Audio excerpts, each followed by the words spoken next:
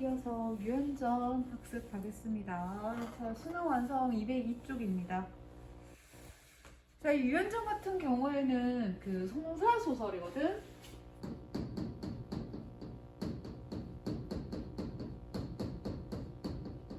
자, 송사소설이라고 하는 거는 어떤 재판 과정을 다룬 소설. 재판의 과정이 그 소설의 주요 스토리가 되는 걸 송사소설이라고 해. 여기서 재판은 총 3번 등장하게 되거든. 자, 여기 나오는 주요 인물은 유유라는 사람이 있고 유연이라고 하는 사람이 있고, 자, 얘가 형이고 얘가 동생. 오늘날은 그렇지 않은데 이때만 해도 장자 중심으로 상속 같은 것들이 다 이루어졌던 시기거든. 근데 형이 갑자기 사라진 거야. 형이 가출을 한 거거든. 나중에 뒤에 보면 왜 가출했는지도 이유가 나와. 자, 형이 어느 날 가출을 하게 되고, 자, 형이 없으니까 재산이 누구에게로 다 가게 되냐면 그 유연에게로 막 다 가게 되는 상황이거든. 막 그 유이랑 유연의 아버지가 막 돌아가시고 이러거든. 그때 유연한테 다 상속이 가게 되니까 이 유연에게 가는 거를 재산을 가로채려고 유유 행세를 한 사람이 나타나. 그 사람이 누구냐면 최은규.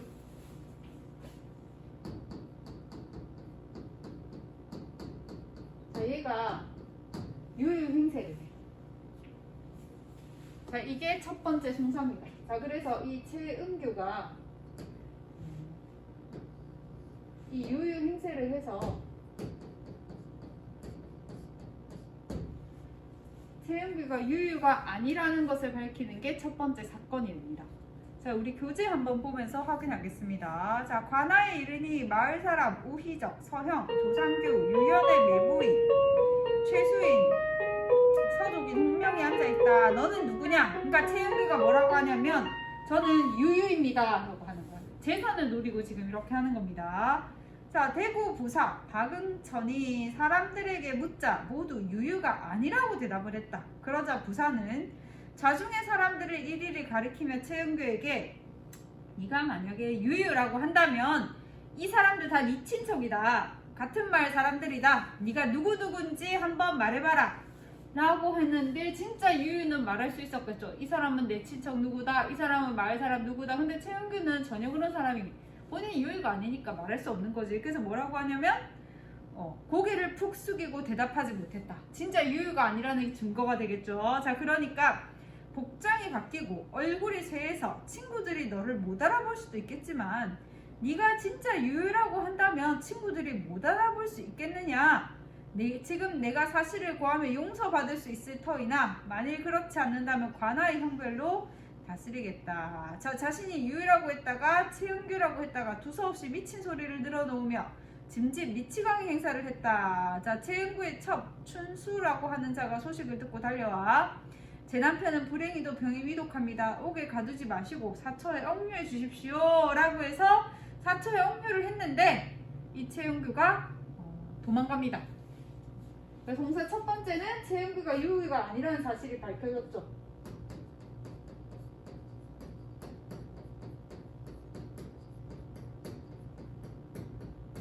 최은규가 도망가게 돼. 자, 그럼 꼼짝없이 재산이 이제 유연에게 가게 된 거지. 자, 그때 누가 등판을 하냐면 유유의 처가 등판을 합니다. 자, 처 이름이 백씨. 이 둘이 사이가 안 좋았거든. 자, 이 백씨 처가 등장해서 뭐라고 하냐면 내 남편은 살해당했다. 내 남편 살해당했어. 누구한테 살해당했냐면 유연에게 살해당했다.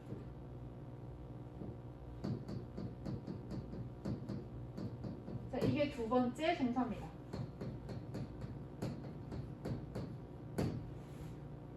유연이 모함을 당하는 거죠.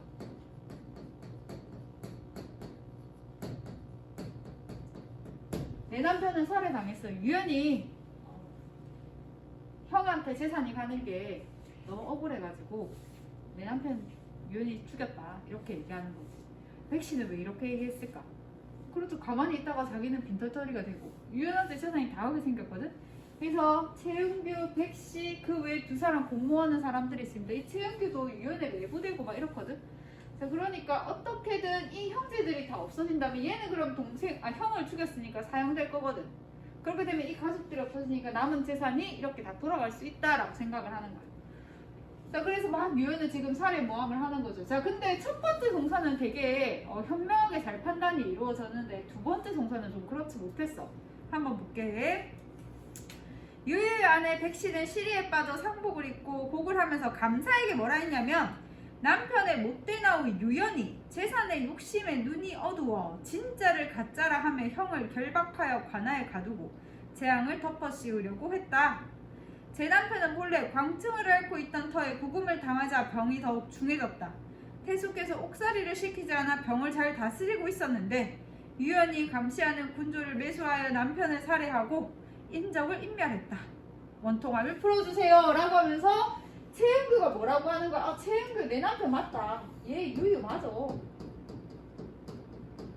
자, 얘가 유유인데 얘가 감옥에 사처에 잠깐 있을 동안에 유연이 그 난세를 노리고 얘 살해했다. 이렇게 얘기하는 겁니다. 어떤 건지 알겠죠? 그러니까 최은규가 진짜 내 남편이다. 지금 짜고치는 고스톱을 하는 거야. 내 남편이다. 얘가 감옥에 가둔 사이에 죽였다. 이렇게 얘기하는 거야. 자, 그때 감사는 나름 현명하게 이게 뭐라고 하냐면, 달아난 사람은 유유가 아니고 최은규다. 달아났다라고 하는 분명한 증거가 있다. 유연의 억울함을 잘 알고 있다. 백씨가 호소하기를 그치지 않아 일을 처리하는데 어쩔 수 없는 사정이 있으니까 잠깐 물러나서 기다려라. 자, 그래서 여기 감사라고 하는 사람이 나오는데, 자, 이 감사가 하도 백씨가 그러니까 일단 유연을 가두거든. 자, 근데 유연의 억울함을 알고 있는 거야.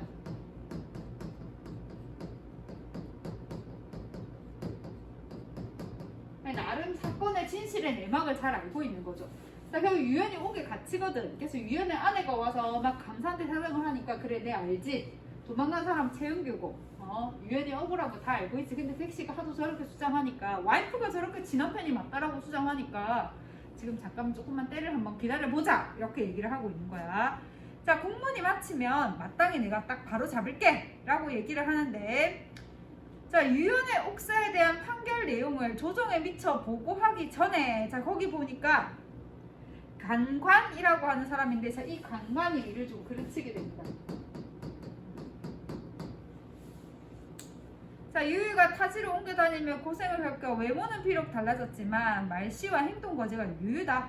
그 아우가 적자의 자리를 빼앗아 재산을 독점하고자 음모를 꾸며 유유를 위협하고 결박하여 관아에 고발했다. 부사는 유유와 유연을 함께 옥에 가두어야 마땅한데 아우의 말만 믿고 형만 가두었다. 유연의 옥사 처리를 지연시켜 형을 죽이고 1년을 어지럽힌 죄를 지금까지 덮어주고 있다. 경상도 사람 중에 분통해하며 욕하지 않는 이가 없다. 쟤는 파직을 해야 된다 라고 해서, 자, 오히려 이를 지금 그르치게 되는 거죠. 누구의 편을 든다? 최은규의 편을 들게 되는 거야. 최은규가 유유다. 그리고 유연이 죽였다.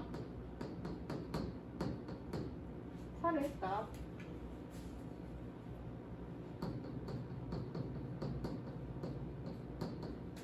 자, 그리고 실제로 공문을 하는데 이 유연이 고문 과정이 너무 괴로우니까 거짓 실토를 하게 돼. 거짓 자백을 하게 돼. 그래서 결국 유연이 죽습니다.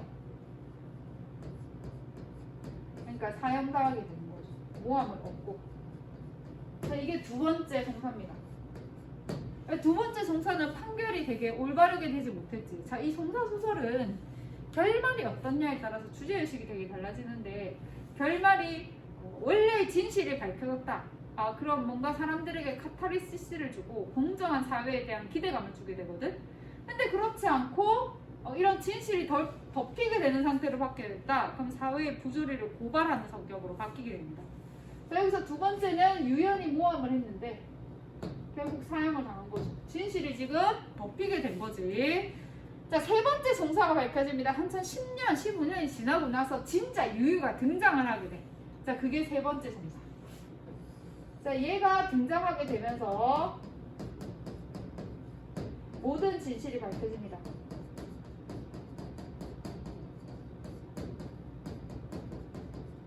자, 모든 진실이라고 하는 거는 유연이 억울하게 모함을 당한 거였고 얘가 잘못 판단한 거였고 그리고 얘랑 얘네들이 짜고 친 거였다. 사형당하거나 자살하거나 벌을 받거나 다른 그런 식으로 어떤 결말? 권선징악 결말로 마무리가 됩니다.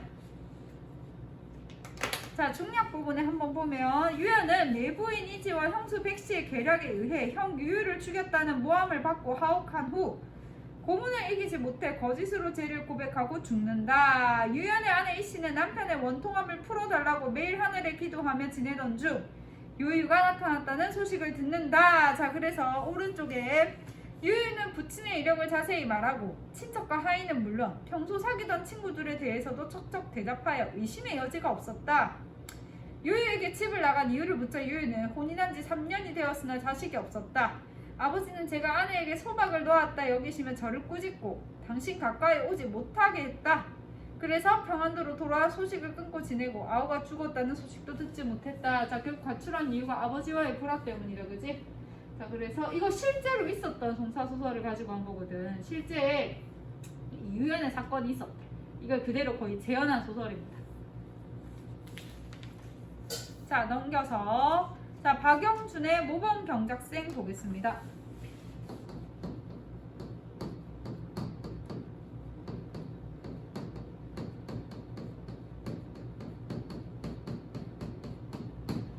경작생이라는 거는 밭을 가는 사람을 얘기하는 거거든. 밭 가는데 되게 모범적으로 잘 가는 사람인 거야.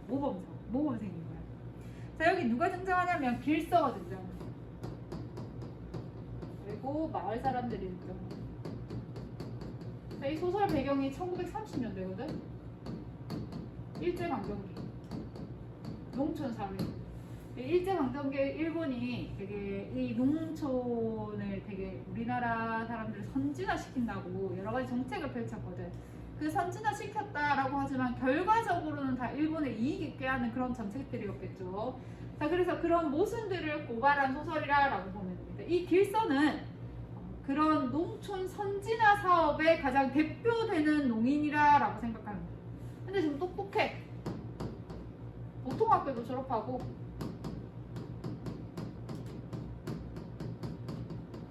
일본도 갔다 오고 그래서 모범 경작생이라고 하는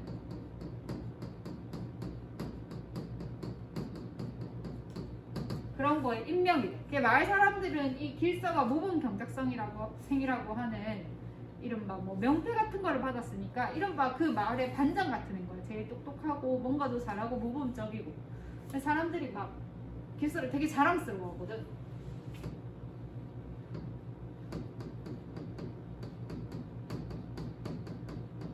부러워하기도 하고 대단하다 생각하기도 하고. 길서가 약간 우리 농민들을 대변해주는 그런 대변자로 할 거라고 기대.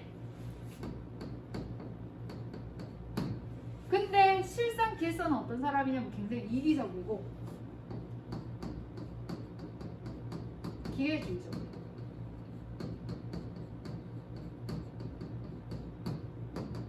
대표적으로 뭐가 있냐면 호세를 올리는 게 있었거든. 오늘날로 치면 지방세 같은 거 집집마다 부여하는 세금인데 이 호세를 일본이 올리려고 하는 거야. 근데 말마다 막 다 저항하겠지. 호세 뭐 못 올린다 이렇게 하니까는 누구를 이용해서 하냐면 조선인 중에 자신의 말을 잘 듣는 사람을 이용해서 사람들에게 설득을 해라 이런 걸 시키는 거예요. 그걸 길서에게 맡기는 겁니다.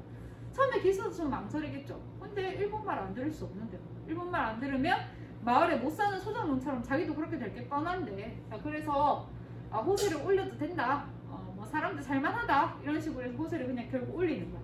아니, 마을 사람들은 배신감 드는 거지. 우리 말을 대변할 줄 알았는데 오히려 일본 사람들의 말을 대변해서 우리한테 통보하듯이 하고 사람들이 길서한테 가서 우리 못 올린다. 도지라도 좀 낮춰달라고 해라 라고 하니까 도지는 그 소작농들이 주인에게 이렇게 토지를 빌리면 내는 세금을 도지라고 합니다. 세금은 아니고 돈이죠.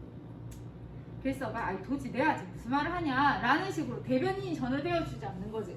마을 사람들이 분노로 바뀌게 되고 근데 결국 알게 되거든. 이 호세를 올리는 것에 동조하는 대신에 이 길서가 특정 묘목을 있지만 묘목을 자기가 거의 독점하고 있는데 이 묘목의 값을 올리는 것에 이걸로 보상을 받거든. 결국 자기에게 이득이 되는 일을 했다라는 걸 알고 나서 어떤 길서 밭에 꽂혀있던 모범 경작생 편말도 막 부숴버리고 막 그래. 근데 이 마을 사람들 중에서도 누구랑 좀 갈등을 더 많이 빚냐면 성두라고 하는 사람과 더 갈등을 빚는데 이 성두의 여동생이 있거든. 이 성두의 여동생이랑 길서가 서로 연애하는 사이입니다. 근데 성두의 여동생이 여기서 되게 비중 있게 나오거나 그러지는 않고 자기 중간에서 어쩔 줄을 몰라 하는 거지. 이 성두는 마을 사람들을 대표하는 사람이거든. 그러니까 둘이 막 갈등이 더 깊어지니까 이 동생이 어쩔 줄을 몰라 하는 그런 내용으로 거의 끝나. 자, 한번 보겠습니다.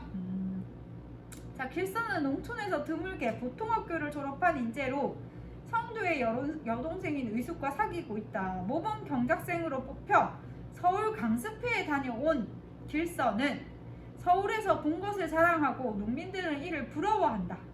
길서는 강습회에서 들은 농민들을 착취하기 위한 관료들의 감언이설을 농민들에게 그대로 전달한다.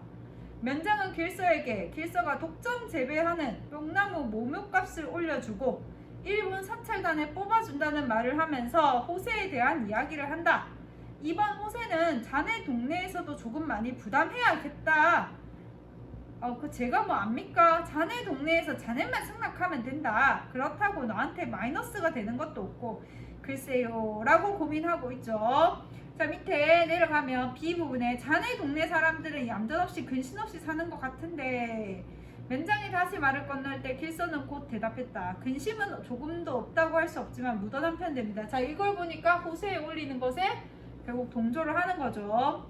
벼는 누릇누릇해서 이삭들이 뭉친 것이 황금덩이 같았다. 그러나 얼굴에 주름살을 편 사람이라고는 하나도 없었다. 자, 결국 흉년이 돈 거네. 얼굴에 주름살을 편 사람이 없다고 하니까 왜냐니까 강충이가 먹어서 예년에 비해 절반도 곡식을 거둘 수 없는 그런 상황이었네.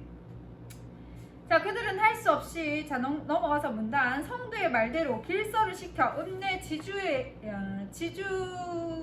지주 서재당에 가서 올해만 소작료를 조금 감해 달라보자 했다. 근데 길서는 자기와 관계가 없다라고도 하고 정해놓은 도지를 곡식이 안 되었다고 감해 달라는 거는 소작쟁이다, 방치하는 것이라고 해서 거절해버렸다. 그리고 일본 사찰단으로 뽑혀 떠나가 버렸다. 사람들이 배신감이 큰 거죠.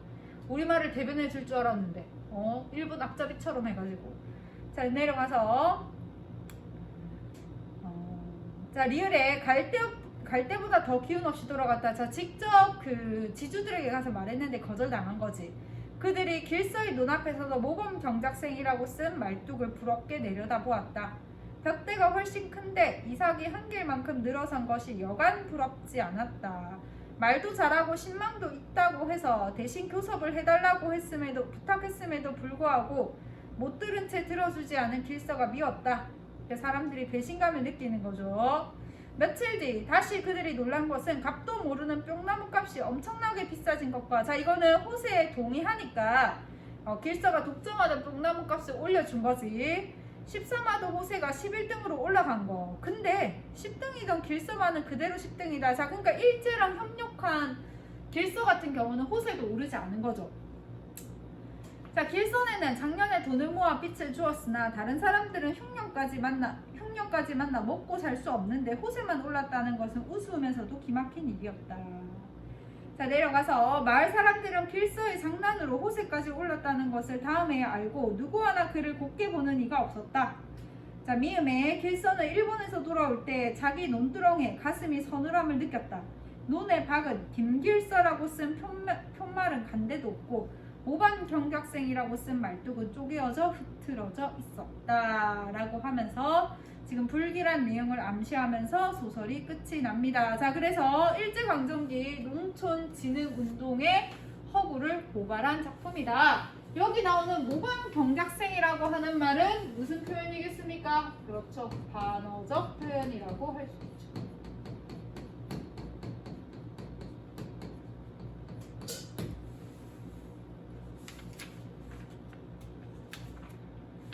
자, 넘겨서 209쪽 이용학의 그리움 한번 보겠습니다.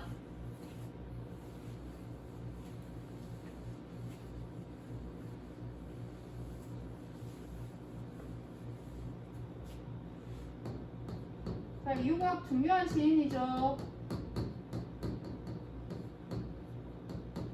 이용학 시는 이거에도 하나 있고 수특에도 하나 있죠.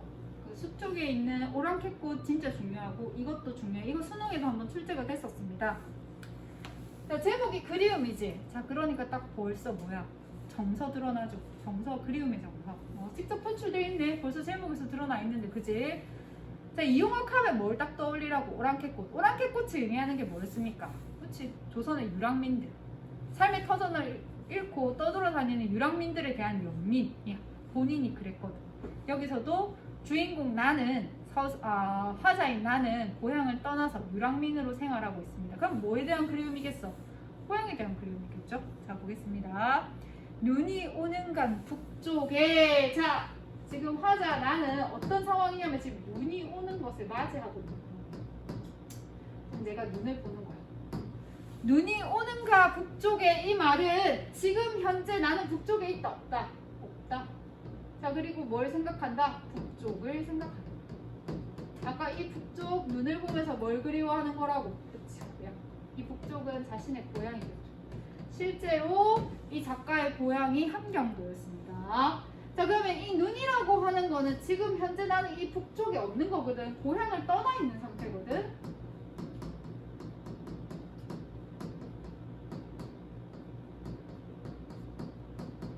자, 고향을 떠난 상태인 나는 이 눈을 보면서 북쪽을 떠올리는 거죠. 눈이 뭐가 된다? 그렇지, 고향을 떠올리게 하는 매개체가 됩니다.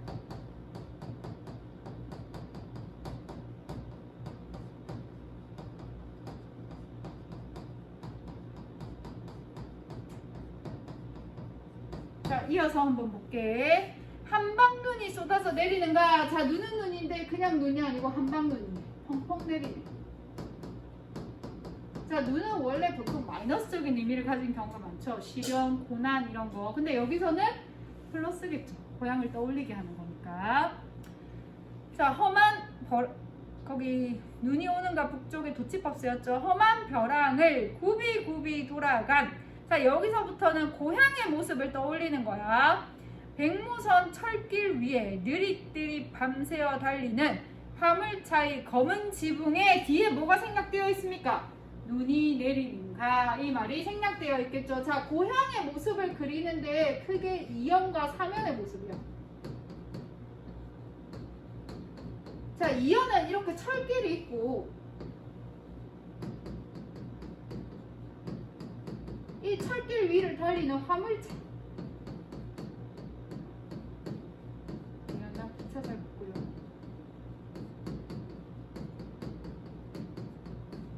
지금 이 위에 뭐가 내리는가? 한방눈이 내리니까. 이렇게 해석해야 되겠죠? 자, 험한 벼랑을 굽이굽이 돌아간 철길입니다. 자, 벼랑을, 철길은 철길인데 굽이굽이 돌아간. 자, 뭐가 사용이 됐다? 그렇죠. 음성 상징어가 사용이 됐습니다. 자, 그럼 무슨 효과가 있다? 그렇죠. 이게 구체화시키는 효과가 있겠죠.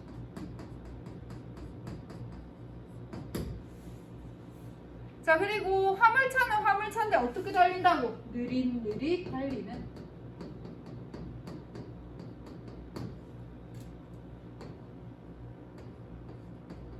구체화시켜서 표현하고 있습니다.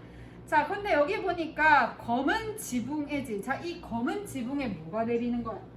그치, 눈이 내리는 거죠. 자, 그래서 뭐가 이루어진다? 색채 대비.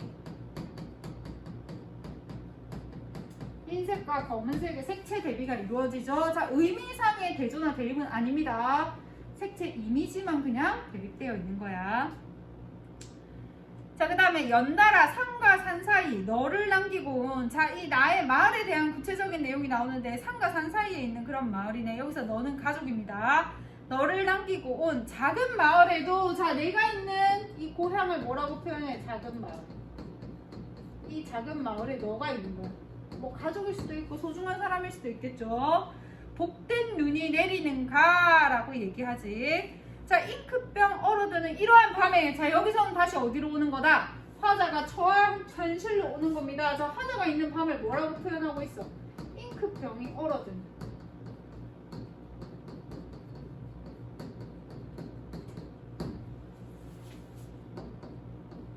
화자가 자신의 처지를 이렇게 지금 이야기하는 거죠. 어쩌자고 잠을 깨요.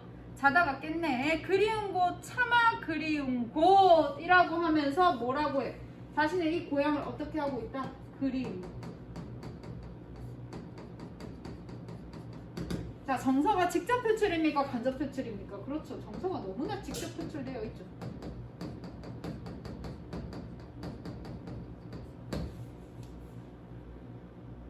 자, 눈이 오는가 북쪽엔 한방눈 쏟아져 내리는가. 자, 첫 행과 끝 행이 똑같지? 뭐가 사용되었다? 그쵸. 수미상관의 구조가 사용되었다. 형태적 안정감, 의미 강조, 뭐 통일성 이런 것들, 운율 형성 다 있습니다. 자, 마지막 작품. 자, 천냥이의 길을 찾아서 보겠습니다. 자, 얘들아, 문학에서 길이라고 한다면 뭘 생각하면 된다? 그렇죠. 자아를 찾는 거. 나의 여기서는 내면이라고 보면 됩니다. 뭐 자아 찾기라 해도 돼. 자, 여기서 제목이 명암리인데 이 명암리는 실제 마을 이름이기도 하고 이 마을 이름을 한번 잘 보면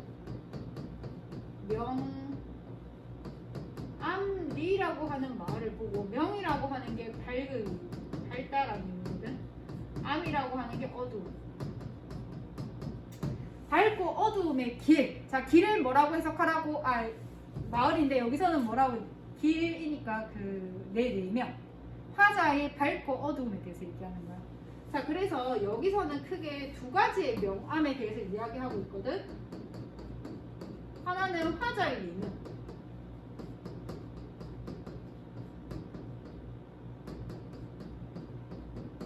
자, 여기서 내면이 빠졌는데. 자, 그리고 또 하나는 인생의 명암. 자, 이 시가 뭐 좀 어려워. 한번 볼게. 내용이 막 되게 어려운 건 아닌데 애들이 어렵다고 느낄 것 같아. 자, 밝고도 어두운 것, 이게 명암이죠. 무엇이 더냐? 명암리에 머무는 눈길이여 길끝이 나를 당긴다. 자, 길끝이 나를 당긴다. 길이라고 하는 거 내면. 내면은 어떻게? 한번 들여다보고 싶다. 자아 성찰해보고 싶다. 내면을 지금 들여다보는 거야. 밝고 어두운 것만은 빛만이 아니다. 자, 빛이라고 하는 걸 우리가 이른바 밝고 어둠이 있다라고 하지만 그렇게 밝고 어둡다라고 하는 거는 빛만이 있는 게 아니고 나의 내면에도 있고 인생에도 있다. 이런 말을 하고 싶은 겁니다.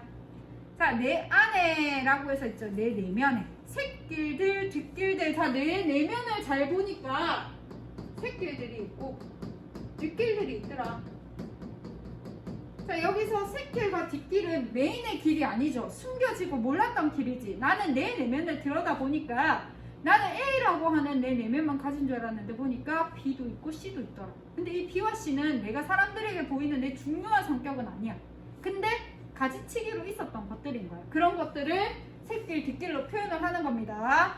자, 명암리는 나를 부추기듯 마음의 구석까지 뭉클해진다. 자, 그래서 이것들을 확인하고 내 마음이 되게 뭉클해졌대. 내 내면을 한번 보니까 그런 길들이 있어서. 길을 모를수록 새롭고 새 길은 새로워서 낯설다. 자, 길은 모를수록 새롭고 새 길은 새로워서 낯설다. 자, 내가 몰랐던 길이라서 굉장히 나한테는 이게 새롭게 느껴지고 그리고 낯설게 느껴진다. 이런 말입니다. 자, 거기 한번 표현법을 보면 낯설다. 낯설게 만나는. 자, 하나가 끝났는데 하나가 이어서 나와져 있죠. 이런 표현법을 뭐라고 한다? 연세법이라고 합니다. 자, 그리고 여기 보니까 마침표 문정보호 사용 안 되고 있죠. 왜 문정보호 사용 안 했을까? 문정보호 사용 안 하니까 어떤 느낌을 들어? 뭔가 끊어지지 않고 중얼중얼하는 느낌이 들지. 내 마음의 내면 심리를 표현하기 위해서 문정보호 사용 안 했습니다. 표현법 중요하죠. 자, 낯설게 만나는 바람의 물소리, 그 소리 기막히다 새삼 놀란다. 자, 바람소리, 물소리. 자, 새롭고 낯설다라고 하면서 바람소리랑 청각이죠. 물소리를 느끼는 거야. 자, 그럼 내 내면은 어떻게 시킨 거야? 바람소리, 물소리로 구체화시킨 거죠. 자, 이 뒷길, 샛길과 같은 나의 새로운 면, 새로운 내면, 몰랐던 내면, 이에 당시에 새롭고 몰랐던 내면은 나에게도 굉장히 새롭고 낯선 것이고 이런 것들이 물소리, 바람소리처럼 들린다라고 합니다. 자, 내 새로운 내면을 이렇게 구체화시켜서 감각적으로 표현을 한 거죠. 여기까지 이해를 해야 됩니다. 그래서 그 소리 기막히다. 세상 놀란다. 그러니까 새로운 의미를 발견하는 것에 되게 놀라움을 느끼는 거예요. 새로운 내 내면을 발견하고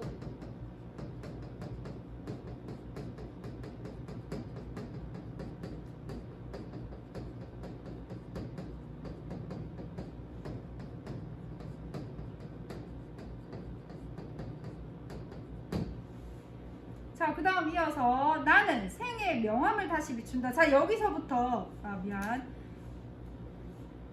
내 눈길 나에게서 멀어지지 않는다. 모르는 길이 발끝까지 따라온다 하고 나는 내 생의 명암을 다시 비춘다. 여기서부터는 두 번째 인생의 명암에 대해서 나옵니다. 삶의 명암에 대해서. 내 내면에도 밝고 어두움이 있지만 내가 살아가는 사람의 인생에도 밝고 어두움이 있는 거잖아. 그지? 비추다가 낯선 길을 오랫동안 바라본다. 오늘도 길은 밝았다 어두웠다 하였다. 오늘도 인생의 길입니다. 인생의 길은 밝은 좋은 일도 있었고 안 좋은 일도 있었다 이런 말이겠죠. 다 늦은 저녁에야 마음의 능선 넘어 다른 길에 머문다. 언제나 알 수 없는 길 속에 우리는 헤어지고 또 만나야 한다. 밝고도 어두운 것이 빛뿐일까? 소리치며 바람이 지나간다. 언제부터 내 안에서 웅크린 길 명암리에 가서 풀어놓는다 라고 하면서 인생의 길이라고 하는 거는 알 수 없다.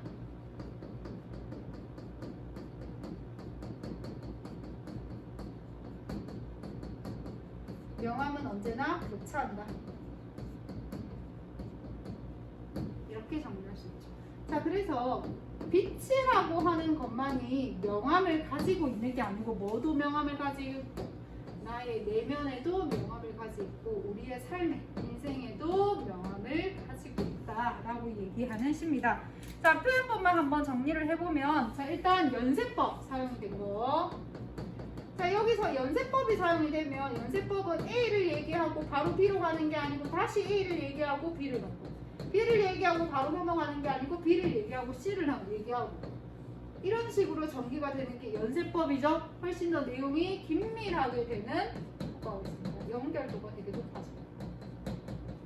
자, 그리고 문장 구호 사용 안 했거든. 마침표 사용 안 했어.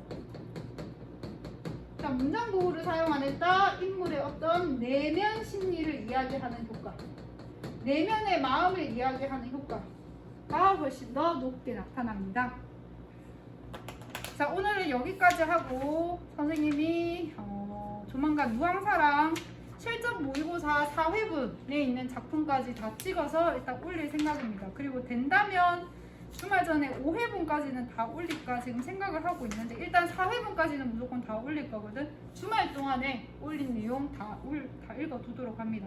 쌤이 5회분까지 다 올리게 되면 단톡에 전달을 하도록 할게요. 자, 꼭 복습 잘하도록 합니다. 수고했습니다.